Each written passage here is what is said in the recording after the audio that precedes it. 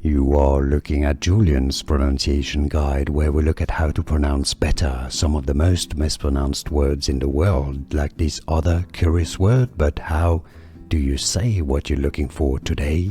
Let's learn once and for all how to pronounce the name of this investment banking company. If you want to learn more brand names, especially bank names that are very confusing and that many get wrong, stay tuned. I've got many more videos for you. So let's break it down.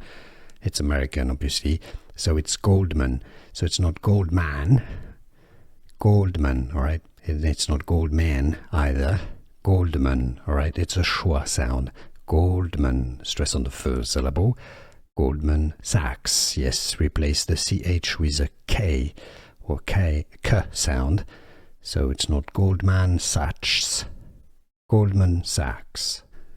Here are more videos on how to pronounce more confusing words and names too many mispronounced. Like this video if you found it useful. I appreciate your support. I'll see you soon and thanks for watching.